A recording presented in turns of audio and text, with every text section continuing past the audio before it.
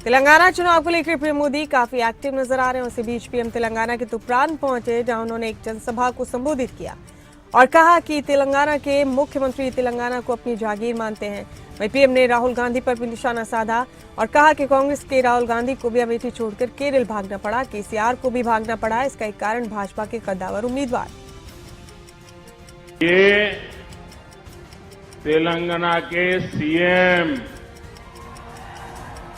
ये इसे अपनी जागीर मानते हैं। केसीआर को आखिर दूसरी सीट पर चुनाव लड़ने की जरूरत क्यों पड़ी, वहां क्यों जाना पड़ा? कांग्रेस के राहुल गांधी को भी अमेठी छोड़कर के केरल में भागना पड़ा था, केसीआर को भी भागना पड़ा है। प्रधानमंत्री मोदी विरोधियों को घेरने का कोई मौका नहीं छोड़ते और इस बीच जब पीएम मोदी तेलंगाना के तुप्रान पहुंचे तो उन्होंने विरोधी पार्टियों पर जमकर निशाना साधा और कहा कि बीआरएस जैसी एक बीमारी का विकल्प कभी कांग्रेस जैसी दूसरी बीमारी नहीं बन सकती। पीएम मोदी ने कहा कि बीआरएस और कांग्रेस इन दोनों बीमारियों का इलाज सिर्फ और सिर्फ बीजेपी ही कर सकती है। बीआरएस जैसी एक बीमारी का विकल्प कभी कांग्रेस जैसी दूसरी बीमारी विकल्प नहीं बन सकती।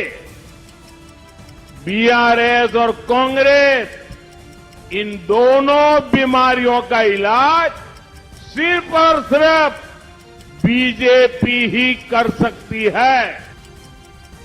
तो कांग्रेस पर जमकर निशाना साधा प्रधानमंत्री नरेंद्र मोदी ने बीआरएस पर भी निशाना साधा और कहा कि एक बीमारी का इलाज दूसरी बीमारी से नहीं है। कांग्रेस नेता राहुल गांधी ने तेलंगाना के कामारेड्डी में एक जनसभा को संबोधित किया। इस दौरान उन्होंने बीजेपी पर निशाना साधा और कहा कि पूरा देश जानता है मैं नरेंद्र मोदी के खिलाफ लड़ता हूं। मेरे खिलाफ 24 केस हैं, 55 घंटे 5 दिन ईडी ने मुझसे सवाल पूछे। राहुल गांधी ने कहा कि अगर केसीआर नरेंद्र मोदी के साथ नहीं खड़े हैं तो उन पर केस क्यों नहीं लगे, उनका घर क्यों नहीं लिया गया, उनकी सदस्यता क्यों नहीं ली गई। नरेंद्र मोदी के खिलाफ लड़ता हूं, पूरा देश जानता है, सब लोग जानते हैं। अंदर की केस है मेरे खिलाफ, 24 केस है मेरे खिलाफ। 55 घंटे 5 दिन के लिए ईडी ने मुझसे सवाल पूछे। 2 बजे रात तक मेरी लोकसभा की सदस्यता रद्द कर दी, मेरा घर छीन लिया। तो मेरा आपसे सवाल है, अगर केसीआर नरेंद्र मोदी के साथ नहीं खड़ा है तो उस पर केसेस क्यों नहीं लग रहे? राहुल गांधी ने एक बार फिर ओबीसी का मुद्दा उठाया और बीजेपी पर हमला किया। राहुल गांधी ने कहा कि पहले तेलंगाना में भाजपा के लोग छाती फैलाए घूम रहे थे, तेलंगाना में अमित शाह ने कहा कि वो ओबीसी का सीएम लाएंगे। राहुल गांधी ने आगे भी तंज कसते हुए कहा कि भैया पहले 2% वोट तो लाओ, फिर सीएम की बात करना। पहले यहाँ पे बीजेपी के लोग छाती फैलाए घूम रहे थे, यहाँ देखो पहले नरेंद्र मोदी, अमित शाह, योगी छाती फैलाए घूम रहे थे, छाती फैलाए घूम रहे थे। तेलंगाना में अमित शाह ने कहा कि हम ओबीसी चीफ मिनिस्टर लाएंगे। भैया पहले 2% वोट तो लाओ, फिर बात करना सीएम की। 2024 की जंग में एक दूसरे पर वार पलटवार का सिलसिला लगातार तेज है। राहुल गांधी ने भी जमकर प्रधानमंत्री मोदी और बीजेपी पर निशाना साधा। राहुल ने तंज कसा कि कहते हैं कि ओबीसी मुख्यमंत्री लेकर आएंगे, लेकिन पहले 2% वोट तो ले आइए। तेलंगाना विधानसभा चुनाव को लेकर राजनीतिक माहौल गर्म है। सभी दलों के बड़े बड़े नेता अपने उम्मीदवार के पक्ष में प्रचार करने के लिए पहुंच रहे हैं। इसी कड़ी में उत्तर प्रदेश के मुख्यमंत्री योगी आदित्यनाथ तेलंगाना के महबूब नगर में जनसभा करने पहुंचे। इस दौरान सीएम ने तेलंगाना सरकार पर जमकर निशाना साधा। जब मैं तेलंगाना राज्य की बात करता हूं तो एक और प्रकृति और परमात्मा की असीम कृपा इस राज्य पर है, दूसरी ओर यहां पर संघर्ष करने का जज्बा यहां के नौजवानों, यहां के किसानों के मन में है। तेलंगाना राज्य के लिए चले आंदोलन में एक लंबा संघर्ष यहां के नागरिकों को करना पड़ा था। 1969 का संघर्ष हो, तेलंगाना चुनाव को लेकर हर पार्टी दावे कर रही है। ऐसे में चुनाव से पहले कांग्रेस नेता दिग्विजय सिंह ने भी बड़ा दावा किया और कहा कि तेलंगाना में भी हमें मिनी व्यापम की शिकायत मिली थी। अगर हमारी सरकार बनेगी तो निष्पक्षता से बेरोजगारों को रोजगार देने के लिए नियम बनाए जाएंगे। हम वादा करते हैं कि इसमें कोई अनियमितता नहीं बरती जाएगी। उसमें कि तेलंगाना में भी मिनी व्यापम की शिकायत हमें वहां मिली थी। लाखों हमारे बेरोजगार तैयारी करके फॉर्म भरे थे, लेकिन जो हमारे एग्जामिनेशन पेपर्स में घपला हुआ, जिसकी वजह से एग्जामिनेशन कैंसिल हुए, उसमें सामान्य छोटे लोग तो गिरफ्तार हुए, जो लोग मास्टरमाइंड थे वो उन पर कोई कार्रवाई नहीं हुई है। ये अपने आप में बेरोजगारी समस्या के साथ एक खिलवाड़ था, जिसकी हम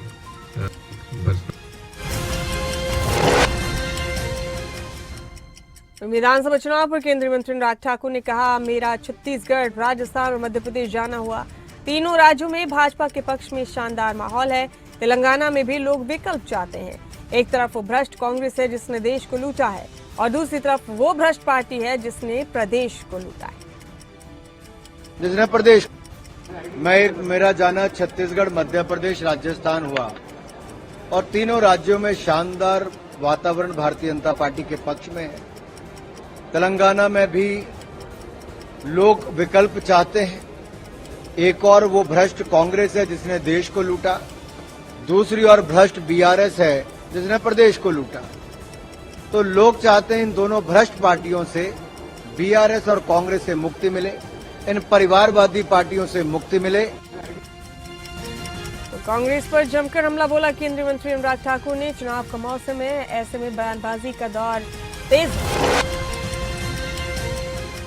तो चुनावी सीजन में हर पार्टी का नेता अपनी पार्टी के कामों का बखान कर रहा है। इसी बीच बात अगर बीजेपी की करें तो इन दिनों भारतीय जनता पार्टी के नेता लगातार जनता के बीच जाकर पार्टी की तारीफ कर रहे हैं। इस बीच बीजेपी के राष्ट्रीय अध्यक्ष जेपी नड्डा हैदराबाद पहुंचे, जहां उन्होंने पीएम मोदी की मन की बात कार्यक्रम को सुना और कहा कि देश, समाज, स्वच्छता, आर्थिक दृष्टि से वोकल फॉर लोकल के साथ आगे बढ़ रहा है। आज हम सब लोगों ने आदरणीय प्रधानमंत्री जी को मन की बात में सुना और उन्होंने हम सबको देश, समाज, स्वच्छता, आर्थिक दृष्टि से वोकल फॉर लोकल, इन सारे मुद्दों पर किस तरीके से देश आगे जा रहा है, इस पर उन्होंने चर्चा की। अब मैं यहाँ आया हूं और आप सब लोग इतनी बड़ी संख्या में आए हैं। केंद्रीय मंत्री जितेंद्र सिंह ने पीएम मोदी की तारीफों के कसीदे पढ़े और पीएम के मन की बात कार्यक्रम का जिक्र किया और कहा कि प्रधानमंत्री मोदी अपने कार्यक्रम के दौरान पार्टी और राजनीति से ऊपर उठकर समाज के हर वर्ग की बात करते हैं। जितेंद्र सिंह ने कहा कि किसी भी एपिसोड में प्रधानमंत्री मोदी ने किसी राजनीति या राजनीतिक दल विशेष की बात नहीं की। कहीं न कहीं उन्होंने हर बार नसीहत देने का काम किया। कि आपने देखा होगा जिस तरह से आज भी उत्साह था, पार्टी, राजनीति और सब और बातों से ऊपर उठ करके समाज के हर वर्ग तक मोदी जी की बात पहुंचती है। ये मोदी जी की दूरदर्शी थी कि उनको ये समझ में आया कि रेडियो ही एक ऐसा माध्यम है जो भारत जैसे बहुमुखी देश के कोने कोने में पहुंच सकता है। तो हर व्यक्ति के पास शायद और कोई साधन उपलब्ध ना हो, टेलीविजन इत्यादि। दूसरा, किसी भी एपिसोड में मोदी जी ने राजनीति को लेकर के या किसी राजनीतिक बात 2024 की हो रही है, तो ऐसे में बीजेपी के नेता चीन के खिलाफ बयानबाजी करने का भी कोई मौका नहीं छोड़ते। इसी बीच पटना पहुंचे बीजेपी सांसद रविशंकर प्रसाद ने भी बीजेपी के कामों की तारीफ की और कहा कि मुझे बहुत पीड़ा होती थी जब मैं लक्ष्मी और गणेश की मूर्तियों के पीछे मेड इन चाइना दिखता था। दिवाली पर इसी तरह के खिलौने दिखते थे, लेकिन अब ऐसा नहीं है, अब मेक इन इंडिया दिखाई देता है।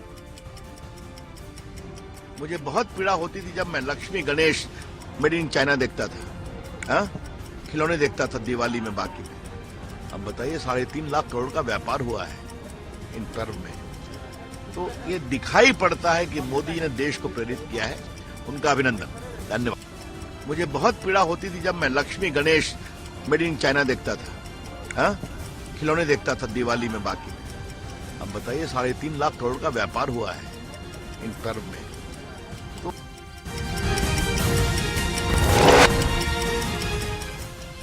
आम आदमी पार्टी के स्थापना दिवस पर दिल्ली के सीएम और पार्टी के राष्ट्रीय संयोजक अरविंद केजरीवाल ने बड़ा बयान दिया और कहा कि पिछले 11 सालों में आम आदमी पार्टी को जितना निशाना बनाया गया है, भारत के इतिहास में किसी अन्य राजनीतिक पार्टी को इस कदर निशाना नहीं बनाया गया। केजरीवाल ने कहा कि देश की सभी एजेंसीज को आपके पीछे लगा दिया गया, लेकिन उन्हें आज तक एक भी सबूत नहीं मिला। मुझे याद है आंदोलन के समय रामलीला मैदान में लोग पूछते थे, आप लोग भ्रष्ट नहीं होंगे, इस बात की क्या गारंटी है। आज मैं आम आदमी पार्टी से जुड़े हर व्यक्ति से कहना चाहूंगा कि पिछले 11 सालों में जितना आम आदमी पार्टी को टारगेट किया गया है, भारत के इतिहास में किसी और राजनीतिक पार्टी को इतना टारगेट नहीं किया गया। पिछले 11 साल में इन्होंने हम पे 250 से ज्यादा फर्जी केस किए हैं। ED, CBI, IT, Delhi police, न जाने कोई एजेंसी नहीं छोड़ी। दिल्ली के मुख्यमंत्री अरविंद केजरीवाल ने बीजेपी पर बड़ा जुबानी हमला बोला और कहा कि बीजेपी को दूसरी पार्टियों के नेताओं पर झूठे मामले कर उन्हें झुकाना आता है, लेकिन उन्हें आम आदमी पार्टी को झुकाना नहीं मालूम। अरविंद केजरीवाल ने कहा कि ये हम सब के लिए फख्र की बात है कि आज तक हमारा एक भी विधायक न बिका न ही टूटा। वालों को दूसरी पार्टियों के नेताओं पे फर्जी केस करके झुकाना आता है, लेकिन आम आदमी पार्टी को झुकाना नहीं आता। ये हम सब के लिए गर्व की बात है कि आज तक हमारा एक भी एमएलए या एक भी नेता न बिका न टूटा। इनके परिवार भी नहीं टूटे, उनके परिवारों ने भी साथ दिया। तो अरविंद केजरीवाल ने बीजेपी पर निशाना साधा और कहा कि बीजेपी मुकदमे दर्ज कराकर सबको खत्म करने की कोशिश करी, लेकिन आम आदमी पार्टी के साथ वो ऐसा नहीं कर पाई। 2024 के चुनाव को लेकर एनडीए ने भी कमर कस ली है और चुनाव जीतने के लिए बैठकों का दौर भी जारी है। इस बीच केंद्रीय मंत्री और बीजेपी नेता नित्यानंद रॉय से मुलाकात पर राष्ट्रीय लोक जनता दल के अध्यक्ष उपेंद्र कुशवाहा ने कहा, एनडीए को कैसे मजबूत किया जाए इस पर चर्चा हुई। हम सभी 40 सीटें जीतेंगे। जेडीयू अब समाप्त पार्टी है, उसमें बड़े नेता हमसे या किसी और से संपर्क में। तो हम लोगों का व्यक्तिगत रिश्ता भी है, आज नहीं, जिस समय हम लोग राजनीति में क शुरू किए थे उस वक्त से रिश्ता है। तो वह अपनी जगह है, उसके चलते भी मुलाकात तो होते रहती है। बाकी एनडीए में घटक दल के रूप में हमारी पार्टी भी शामिल है। भारतीय जनता पार्टी के बड़े नेताओं में से एक नित्यानंद राय जी हैं और चुनाव नजदीक आ रहा है, तो स्वाभाविक रूप से बैठे हैं, तो कुछ तो इस विषय पर भी चर्चा हुई है। एक तो हम लोगों का व्यक्तिगत रिश्ता भी है।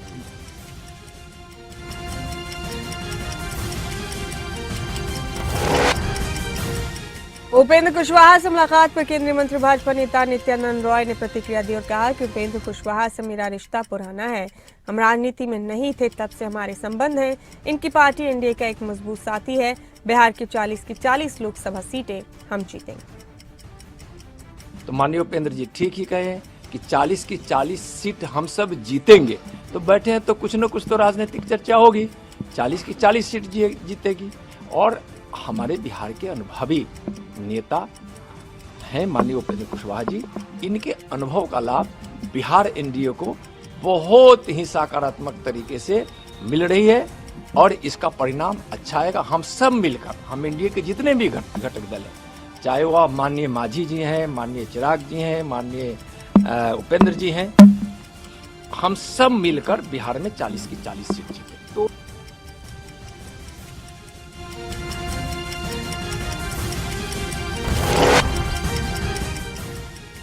इधर हरियाणा में होने वाले चुनाव को लेकर हर पार्टी जीत का दावा कर रही है। ऐसे में खुद हरियाणा के मुख्यमंत्री मनोहर लाल ने तीसरी बार फिर हरियाणा में बीजेपी की सरकार बनने की बात कही।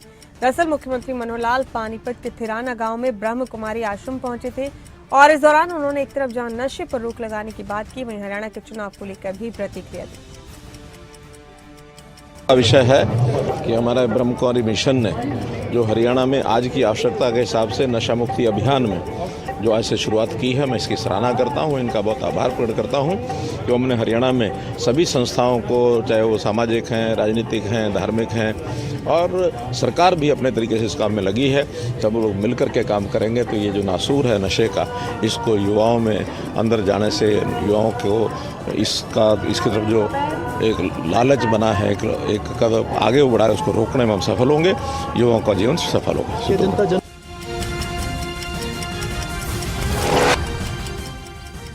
हरियाणा के पूर्व मुख्यमंत्री भूपेंद्र सिंह हुड्डा ने एक बार फिर हरियाणा में कांग्रेस की सरकार बनने की बात कही। भूपेंद्र हुड्डा ने बीजेपी और जेजेपी पर भी हमला बोलते हुए कहा कि आज सरकार से हर वर्ग दुखी है और लोग विकल्प के तौर पर कांग्रेस को देख रहे हैं, जिसके चलते ही अब 2024 में कांग्रेस की सरकार हरियाणा में बनेगी।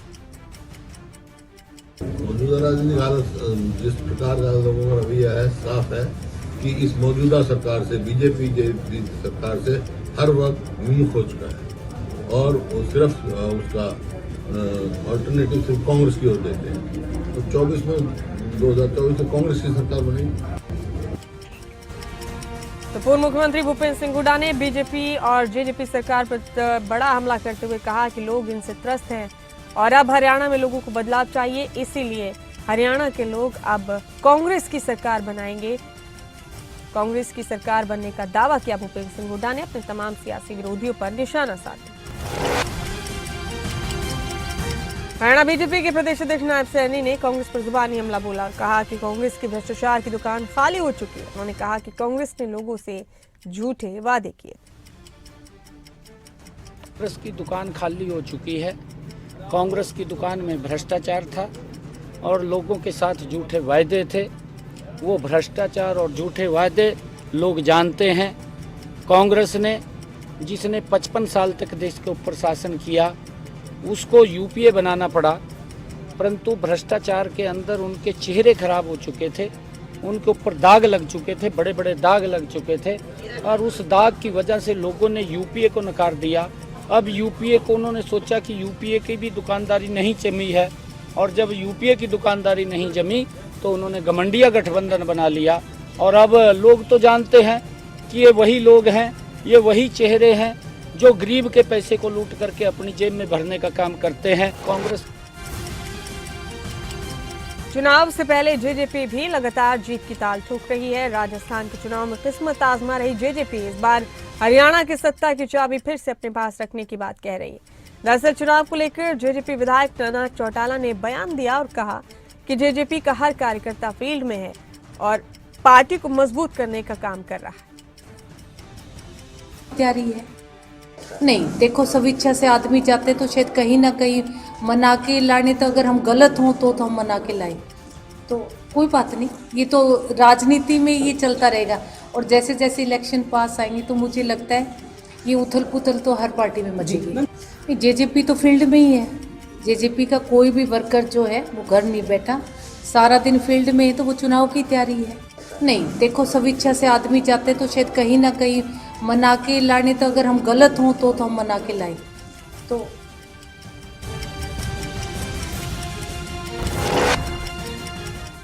हरियाणा के पूर्व मुख्यमंत्री भूपेंद्र सिंह हुड्डा ने जेजेपी पर बड़ा जुबानी हमला बोला और कहा कि जेजेपी का सूपड़ा साफ हो रहा है। भूपेंद्र हुड्डा ने कहा कि 2024 का मुकाबला कांग्रेस और बीजेपी का होगा।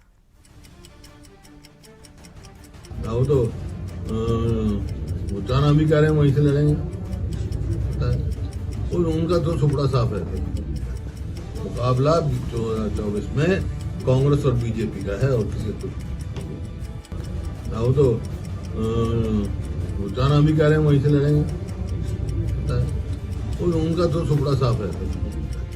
मुकाबला 2024 में कांग्रेस और बीजेपी का है और किसी कुछ। तो हुड्डा ने बड़ा बयान दिया और कहा कि जेजेपी का सूपड़ा साफ है और कांग्रेस को जनता ऑप्शन के तौर पर देख रही है। मुकाबला भी कांग्रेस और बीजेपी के बीच ही होगा, जेजेपी कहीं नहीं है मुकाबले में।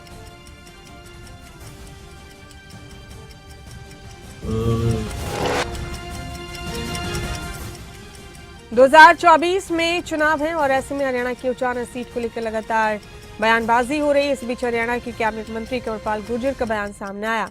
उन्होंने कहा कि किस सीट से किसको मैदान में उतारना है, इसका फैसला बीजेपी हाईकमान करेगी। कंवरपाल गुर्जर ने कहा कि वक्त आने पर पार्टी सीटों को लेकर फैसला करेगी। निर्णय करेगी बीजेपी का, तो पार्टी निर्णय करेगी कि किसने कहाँ से लड़ना, उसका निर्णय तो पार्टी करेगी। जहाँ तक जेजेपी की बात है तो जेजेपी का अपना निर्णय है, वो कहाँ से चुनाव लड़ना चाहते हैं, हम उस पर क्या कमेंट कर सकते हैं कि वो नहीं लड़ेगा। वो एक अलग पार्टी है, उसका अपना निर्णय है, वो जहाँ से लड़ना चाहते हैं। कितनी बार के लिए बात कि हमारा गठबंधन कोई पार्टियों का गठबंधन नहीं है, हमारा गठबंधन जो सरकार चलाने का गठबंधन है। हमने कोई पार्टियों में दोनों में गठबंधन नहीं किया कि हम चुनाव लड़ेंगे और उसमें कोई सीट शेयर करेंगे, उस प्रकार का गठबंधन नहीं है हमारा गठबंधन है चुनाव के बाद। राजस्थान के नतीजों को लेकर बयानबाजी का दौर भी जारी है और हर पार्टी जीत का दावा कर रही है।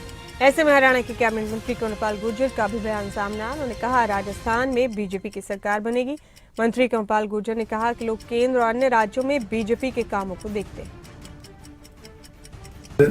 मैं अभी राजस्थान में गया था और वहाँ की बातचीत से मैं दावे के साथ कह सकता हूँ कि निश्चित तौर से वहाँ पे भारतीय जनता पार्टी बड़े बहुमत के साथ चुनाव जीत रही और भारतीय जनता पार्टी सरकार बनाएगी। मैं अभी राजस्थान में गया था और वहाँ की बातचीत से मैं दावे के साथ कह सकता हूँ कि निश्चित तौर से वहाँ पे भारतीय जनता पार्टी बड़े बहुमत के साथ चुनाव जीत रही।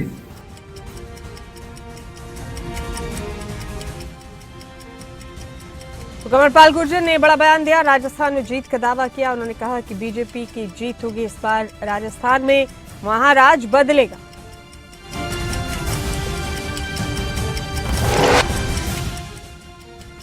हरियाणा बीजेपी के अध्यक्ष नायब सैनी ने 2024 के चुनाव को लेकर बड़ा बयान दिया और कहा कि 2024 में हरियाणा में डबल इंजन की सरकार बनेगी। नायब सैनी ने कहा कि हरियाणा और केंद्र सरकार ने लोगों के लिए काम किया है। 2024 में डबल इंजन की सरकार बड़े मैंडेट से बनेगी। 2024 में 10 की 10 लोकसभा की सीटें नरेंद्र मोदी जी के पास भेज करके तीसरी बार प्रधानमंत्री बनाने का काम करेंगे और मनोहर लाल जी के नेतृत्व में जिन्होंने एक व्यवस्था परिवर्तन का जबरदस्त काम किया है, आज दूर से दूर बैठे हुए गरीब व्यक्ति तक योजना का लाभ डायरेक्ट उसके खाते के अंदर जा रहा है। नायब सैनी ने 2024 को लेकर एक बार फिर केंद्र और राज्य में डबल इंजन की सरकार बनने का दावा किया। उन्होंने कहा कि डबल इंजन की सरकार बनेगी और बीजेपी एक बार फिर जनता का विश्वास जीतेगी।